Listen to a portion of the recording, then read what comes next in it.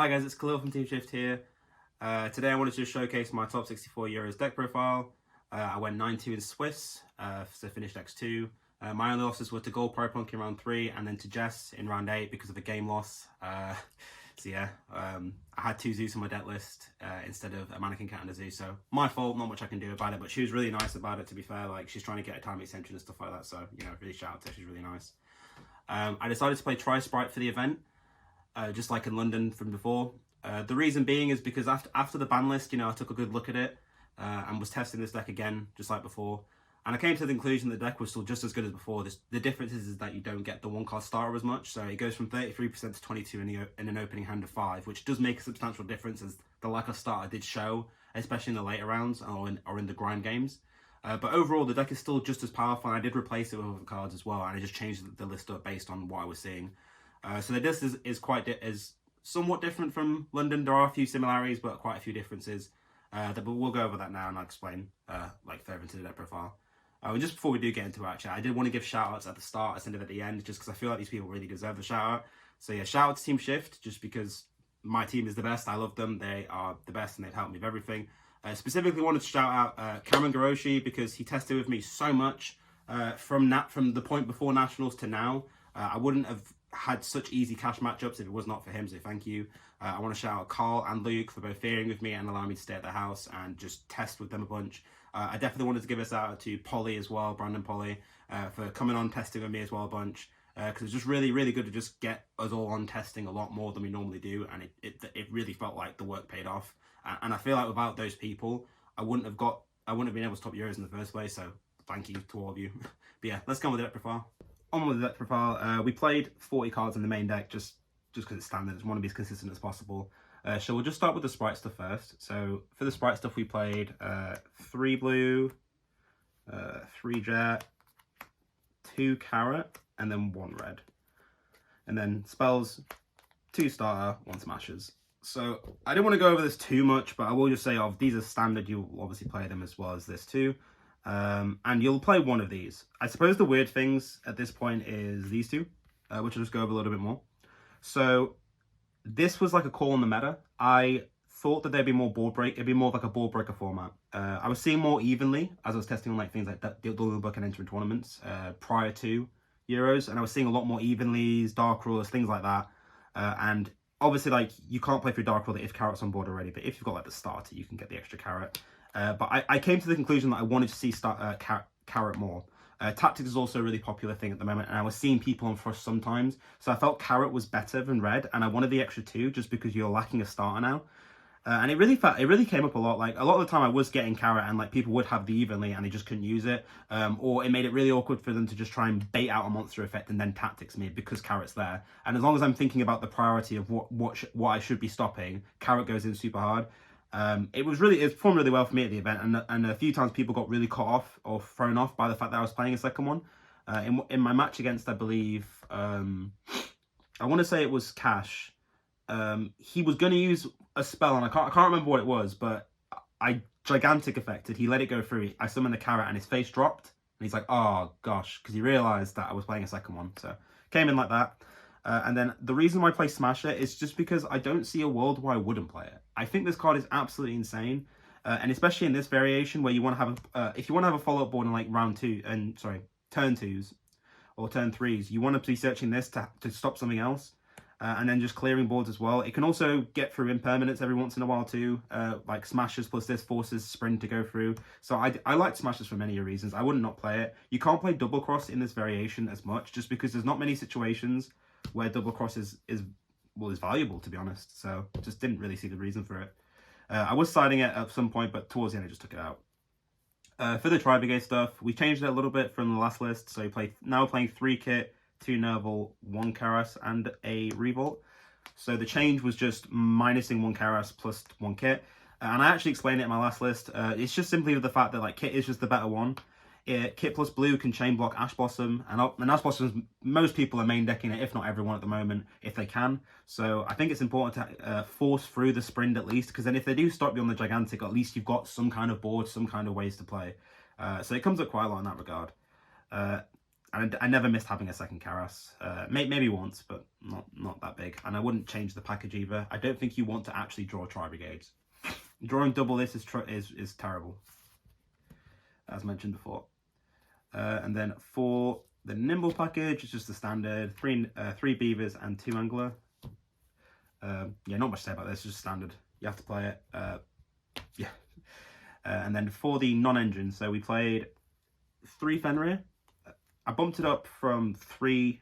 It was 2 at London, and I bumped it up to 3 this time, just because we needed the extra extender.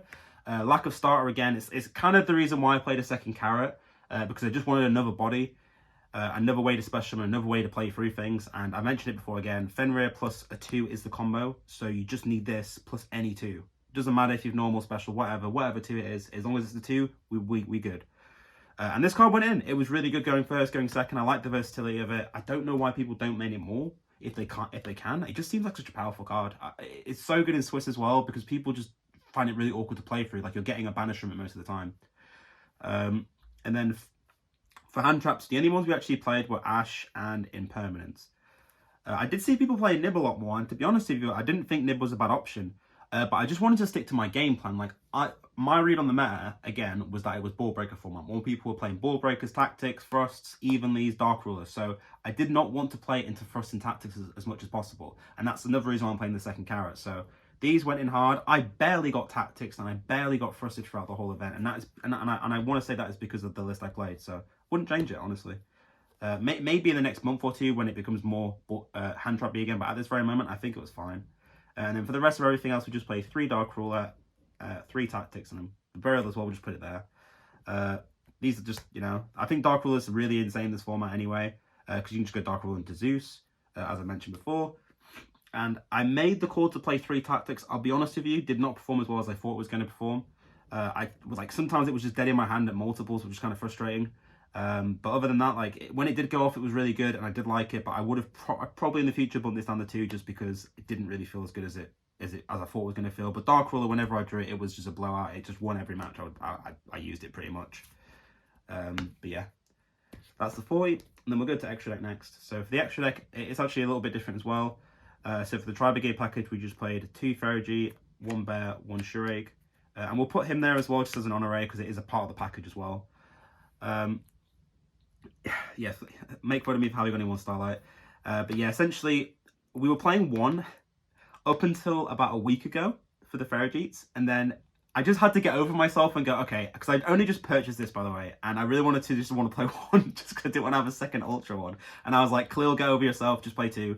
So yeah, I played 2 just because it's good for the follow-up. It is a free Gigantic in the turn 2s, just using like summoning the kit, banishing it for 2, getting this, and then overlaying for Gigantic. That is just a free Gigantic right there. But it's also good if you have a second Tri-Brigade in your hand, and you can just make this, summon this, and then maybe they make the double Dragon Lord as well in the turn 2s after Shurake's been used.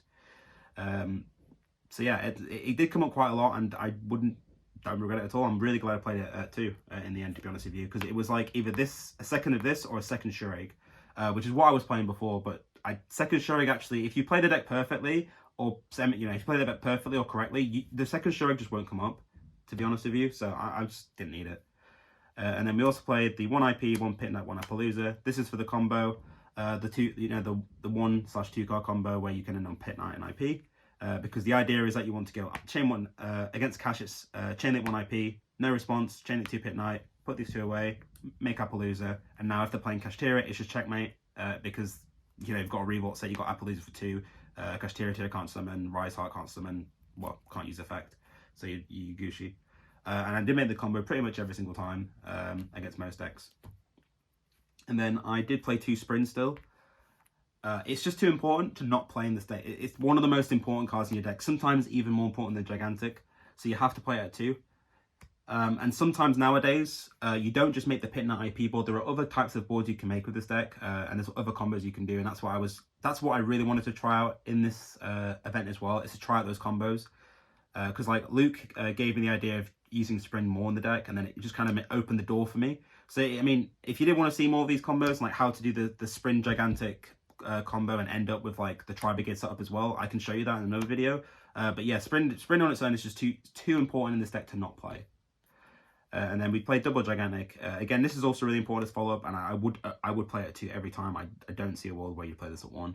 I don't know what everyone else is doing with this Tri-Brigade Sprite deck, but this is what I've been doing, and it's been working out absolutely perfect. And then, you know, we played 2 Zeus, but obviously this should have been Mannequin Cat, but 2 Zeus. Thanks for minus 30 euros. And then we played the one Mosquito, because this card is just insane.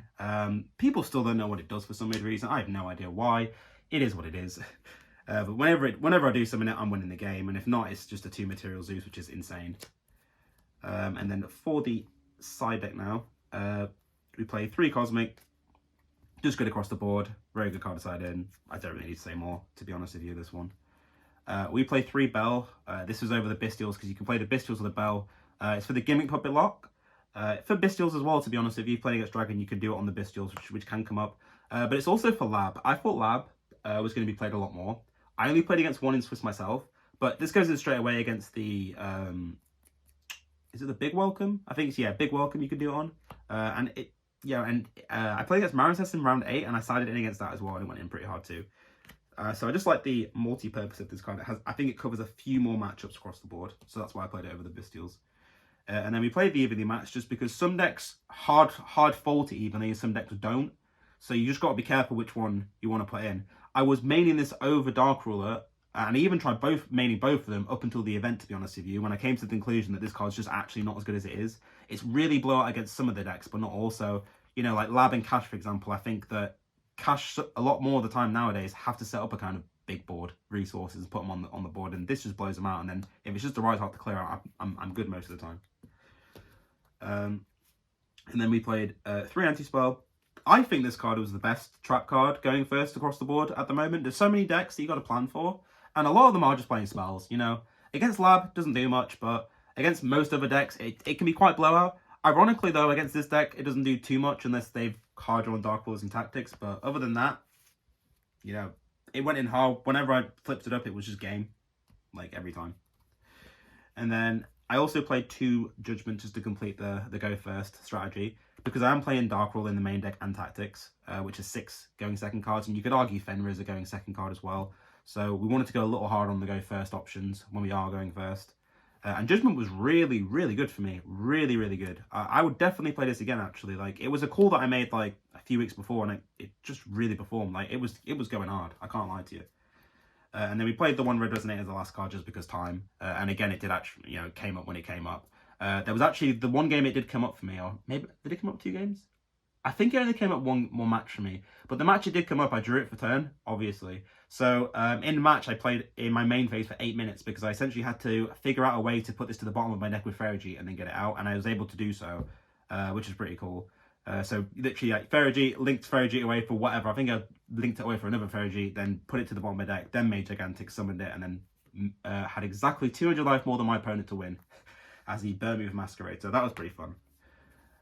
But yeah, the deck performed really well for me. I'm not too sure exactly what I would change of it at this moment, just because the format's constantly evolving and we're only really like a month into the ban list. But yeah, I'm really happy with how it performed. I'd definitely play it again. Hopefully it doesn't get hit on the next list. But yeah, shout out to my team again, and yeah, thank you for watching.